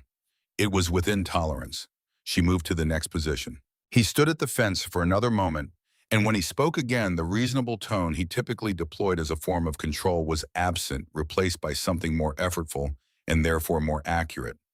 I need to know if you'd consider a working arrangement. I have 3 parcels adjacent to yours that I intend to rebuild, and 6 other property holders in the valley who have approached me about reconstruction. The timber approach isn't an option anymore. The insurance underwriters from Denver have already sent word that they won't cover balloon frame construction in the Plains Corridor at any premium. The people who are rebuilding want to build in a way that stays. He paused, and the pause had in it the quality of a man who is accustomed to the next sentence arriving easily and is finding this one requires more preparation than usual.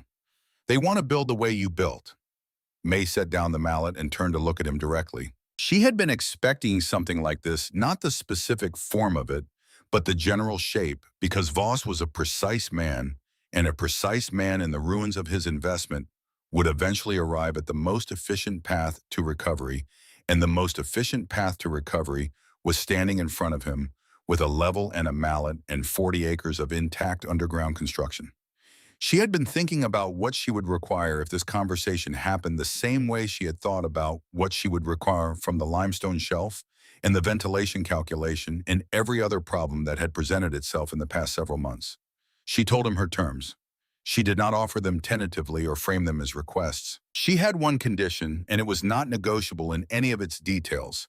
A school of practical engineering for the children of the Three Pines Valley, funded by the Reconstruction Partnership, established in a building that Voss would provide and maintain, staffed initially by May, and by anyone she designated and protected by a covenant written into the partnership agreement that could not be dissolved by any party without a supermajority vote of the Valley's property holders.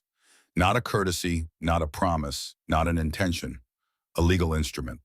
Voss listened to this without interrupting, which was itself a form of agreement that May noted without expression. He said, "You could have asked for money." She picked up the mallet and drove the next stake. "I'm asking for something that lasts longer than money, Mr. Voss. Money changes hands. Knowledge stays where you put it." He was quiet for a moment. Then, "I'll have Marsh draw the covenant." She told him she would have Webb review it before she signed anything. This was not because she distrusted Marsh specifically, but because Webb had been keeping a record since September, and he understood the history of the dispute in a way that made him the most useful independent reviewer available to her. Voss accepted this without argument, which confirmed what May had already assessed. He had come here with a decision made, not with a negotiation to conduct. He walked back toward town, and May finished the fence line and then stood at the rim of the well for a long time looking at the valley in its altered post-storm state, and she thought about what her father had written in the margin of the ledger's first page, the note she had read so many times in the past months that she could reproduce every word of it without opening the cover.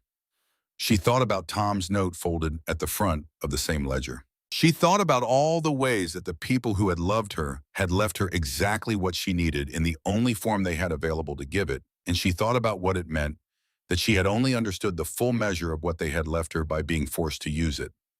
The district hearing was held on a Tuesday in the last week of January in a courthouse building 30 miles from Three Pines that smelled of wood smoke and damp wool, and the particular institutional quality of a room that has hosted many decisions, most of them unremarkable.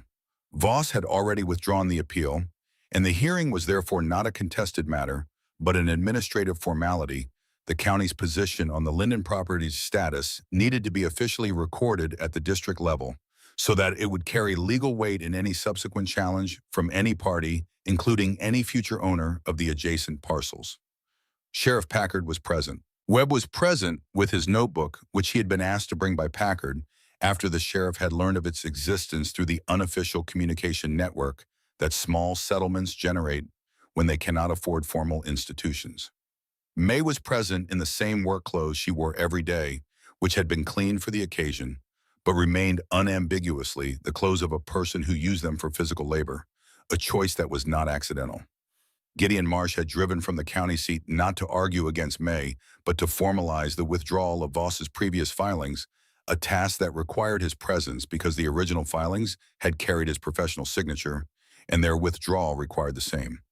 He sat at the respondent's table with the neutral expression of a professional who does not have a personal stake in the outcome and is there to complete a task which was accurate. The district judge was a woman named Cecilia Haverford, 61 years old, who had been sitting on the district bench for 14 years and had heard every variety of frontier property dispute that the plains could generate. She had read Packard's inspection report, Webb's private notebook, which had been submitted as a supplemental record at Packard's request, and the technical specifications May had written out at Packard's further request in the 2 weeks before the hearing, a 12-page document that described the chamber's construction in sufficient detail that any competent engineer could reproduce it. Judge Haverford read the technical specifications with the attention she gave to any document she considered potentially significant, which was to say she read it twice, made notes in the margin of her own copy, and asked 2 clarifying questions before the formal proceeding opened. The first question was about the ventilation system's function during heavy snow accumulation, specifically whether the design incorporated a redundancy for the ice plug failure mode May had encountered during the December storm. May described the manual clearing procedure she had used in the modifications she had made afterward, an internal heat flush mechanism using a repositioned secondary lamp that could be operated from inside the chamber without surface exposure. The judge wrote something in her margin. The second question was about the lime. Haverford had read the line in Webb's notes about the wedding ring and the trading post, and she asked about it not as a legal matter, but with the direct personal interest of a woman who recognized a particular kind of cost when she encountered it in a document. May answered briefly, and without the emotional coloring the question might have drawn from someone less practiced at containing their private accounting within their public presentation. She said the lime was necessary for the ceiling integrity, and the ring was what she had available to trade for it. Haverford wrote something else. The formal proceeding took 40 minutes. At the end of it, Judge Haverford issued a ruling that went beyond what Packard had asked for.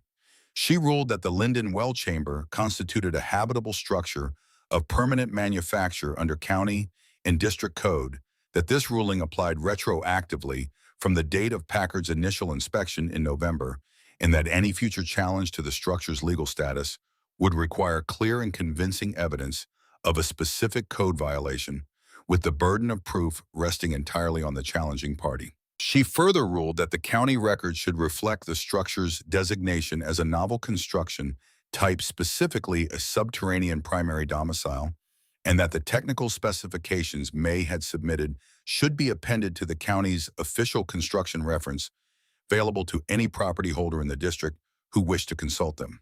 She said this last part as though it were routine, which was the manner in which significant decisions were best delivered in her experience, because people received routine with less resistance than significance, and the result was the same either way. Webb wrote the date and the full ruling language in his notebook, and then sat for a moment looking at what he had written before he closed it. Voss was not present at the hearing. He was in Three Pines overseeing the initial survey of the 6 rebuilding sites, which was itself a form of presence at the hearing, the practical acknowledgement that the question had already been settled by the storm, and that the legal formality was simply the paperwork trailing behind an accomplished fact. May rode back to Three Pines in the back of Packard's wagon because the road was still passable only by a specific route that required local knowledge, and she did not have a horse. The ride took most of the afternoon. Packard drove without conversation, which suited May. She sat in the wagon bed with the ledger in her lap and read the technical specifications she had written for the court, which she had not read since completing them, and she found that reading her own work from the outside was a different experience than producing it from the inside. From the outside, it looked like something her father might have written. From the inside, it had been the ongoing conversation she had been having with him since April, the slow process of answering the questions he had raised in the margins and discovering that the answers she arrived at by working through the problems herself were consistent with the conclusions he had reached, by working through different problems in different places, which meant the underlying principles were sound in the way that physical laws are sound, not because any individual confirms them, but because every individual who works through them correctly arrives at the same place. She closed the ledger when the settlement came into view and looked at it in the late afternoon light. The partnership covenant was signed on a Friday in February in Silas Croft's store, which had become the settlement's default meeting space in the absence of any other public building with an intact roof. May read the document with Webb beside her, both of them working through the language clause by clause, while Voss waited at the far end of the store with the patience of a man who has accepted that this is the pace the transaction requires. Marsh had drafted it. Webb had reviewed the first draft and returned it with 7 annotations, 3 of which were substantive legal observations, and 4 of which were factual corrections to the description of the construction timeline. Marsh had revised without protest, which elevated May's opinion of him as a professional, if not as a prior adversary. The school covenant was embedded in the partnership agreement as a rider that could not be modified except by the procedure May had specified, a supermajority vote of the Valley's adult property holders, a threshold set high enough to prevent any individual party, including Voss, from dissolving it by attrition or by acquiring sufficient property interests to create a controlling position. Voss had noted this provision during his review without comment, which May interpreted correctly as the recognition of a well-constructed constraint. She signed at the bottom of the final page in the same unhurried way she drove fence posts, with the intention of making it permanent. The school occupied a room at the back of the reconstructed dry goods store that Silas gave over without requiring a formal lease, on the understanding that the arrangement was of mutual benefit to the settlement, and that mutual benefit did not require documentation between people who had survived the same storm. Silas had 2 reasons for this generosity that he did not enumerate. The first was that 20 years in the mines had given him a comprehensive understanding of what happens when workers do not understand the structures they are working inside, and he intended the children of Three Pines to grow up understanding the structures around them. The second was that he had been the one who led the group across 2 miles of storm to reach May's hatch, and the competence he had witnessed underground had recalibrated his entire understanding of what the Valley's future could look like if the right knowledge was distributed rather than concentrated, and he was not a man who understood something important and then failed to act on it. The first class had 11 children ranging in age from 7 to 15. May had not designed a curriculum in the formal sense. She had organized her father's ledger and her own construction notes into a sequence that moved from observable principles to applied problems, starting with the behavior of water and pressure in simple systems and working toward the structural properties of earth and stone under load. She taught from the ledger and from the chamber itself, taking the children down the ladder in groups of 3 to show them the dry stack wall and the ventilation system and the drainage sump as functional examples of the principles they were studying in the room above. The children asked better questions underground than they did above it. Something about the physical reality of being inside a structure that you were also studying seemed to activate a different quality of attention, a willingness to follow the logic wherever it led, rather than staying within the expected boundaries of a lesson. A girl named Ruth Aldrich, whose family had been in the chamber during the storm, asked on the 3rd lesson visit why the walls were angled outward rather than straight.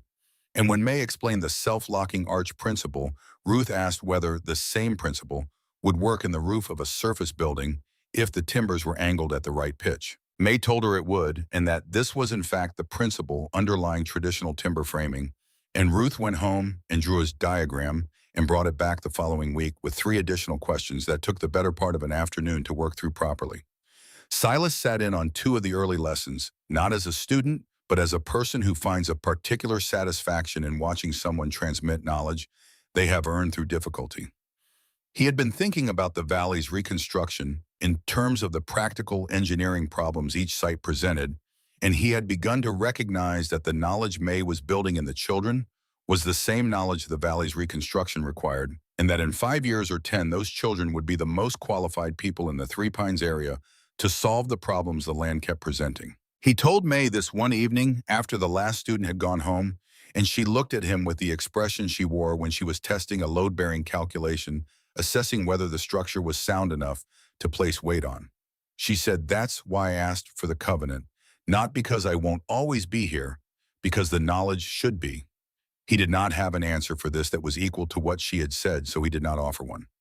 The reconstruction of Three Pines proceeded through the spring and into the summer of 1887 with a pace that reflected both the scale of the damage and the deliberateness of the approach. Voss had contracted with a builder from Dodge City who had experience with underground construction in the mining context, and May worked with this man, a taciturn and technically precise individual, named Calhoun to adapt the mining techniques to residential application, which required modification in several areas because the priorities of a mine and the priorities of a home were different in ways that were not always obvious until you were solving a specific problem.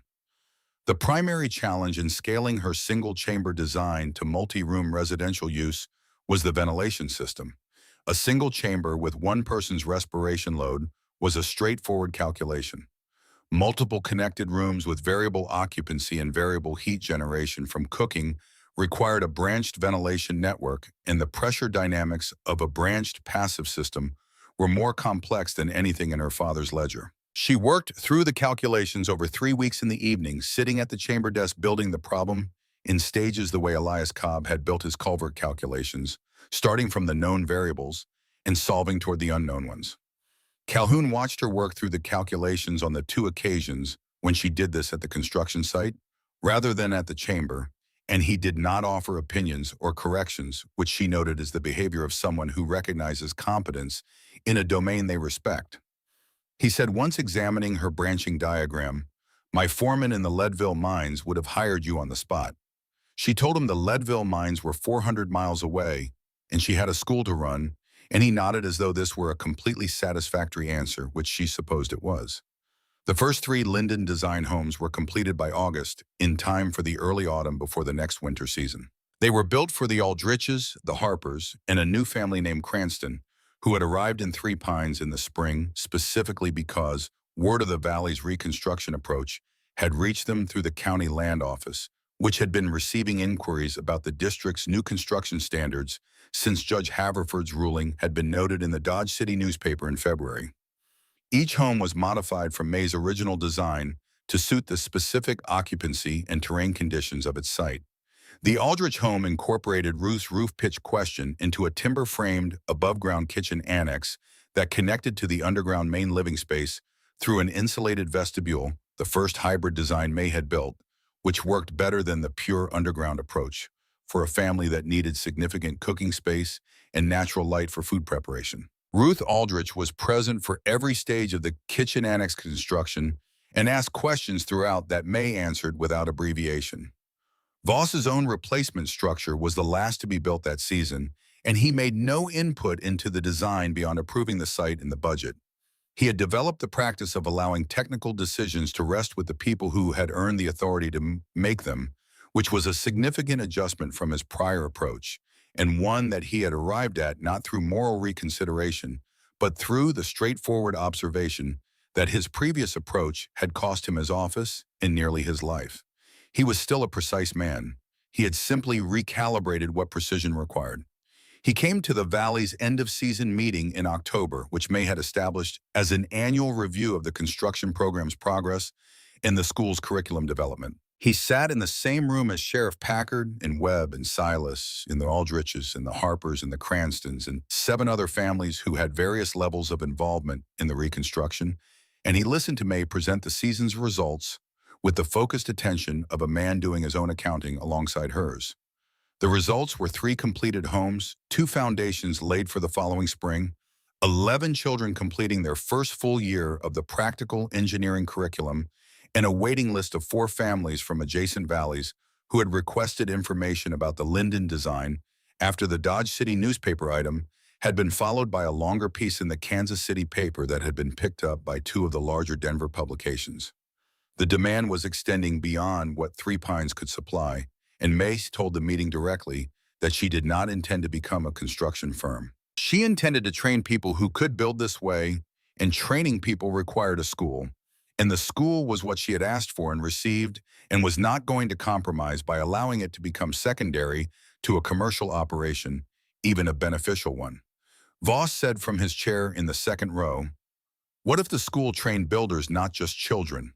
She looked at him. He was proposing something he had not mentioned to her privately before the meeting, which meant he had thought about it on his own and decided to raise it publicly, which was a form of commitment more binding than a private conversation because it had witnesses. She considered it for a moment with the same process she applied to all structural proposals: identify the load, assess the support, calculate the margin. She said, "Adult apprenticeship alongside the children's curriculum. 6 months minimum. The school sets the standards, the covenant covers it. He said, the covenant covers it. The meeting recorded this as an amendment to the school program. Webb wrote it in his notebook. Packard wrote it in the official county meeting log. Ruth Aldrich, who had been allowed to attend on the grounds that she was 14 and had demonstrated sufficient engagement with the subject matter to make her presence useful rather than ornamental, wrote it in the small notebook May had given her at the beginning of the school year, and that she had been filling with diagrams and questions at a rate that exceeded the margins May had anticipated. In the spring of 1888, May began the second chamber. She had been thinking about it since the previous autumn, specifically since a conversation with Calhoun about the optimal depth for a secondary space connected to the primary chamber by a horizontal passage. The original chamber was intact and functional and had been continuously occupied for 16 months. Its temperature never varying more than 2 degrees from the 54-degree baseline in either direction, its ventilation system maintained without significant failure since the ice plug incident during the December storm. She was not building the second chamber because the first had failed. She was building it because the first had proven the principle thoroughly enough that she wanted to extend it. The second chamber was larger, 14 feet in diameter, connected to the first by a 4-foot passage she cut at a slight downward angle to encourage drainage toward the sump in the original chamber. She vaulted the ceiling 3 inches higher than the first chamber, an adjustment based on her experience of the air stratification in the original space over 16 months of observation, which had shown that the optimal dead air zone for thermal insulation required slightly more vertical clearance than she had originally calculated. She installed a 4-branch ventilation system based on the design she had developed for the Aldrich and Harper homes, which allowed the connected chambers to operate as a single respiratory unit while maintaining independent pressure zones that could be isolated by means of iron damper plates she fabricated herself at the forge Calhoun had established on the Voss property. She worked on the second chamber in the mornings before the school day started, which meant she was underground by 5, and at the surface again by 7:30, covered in the pale clay that had been the permanent condition of her work clothes since September of 1886. The children who arrived for school had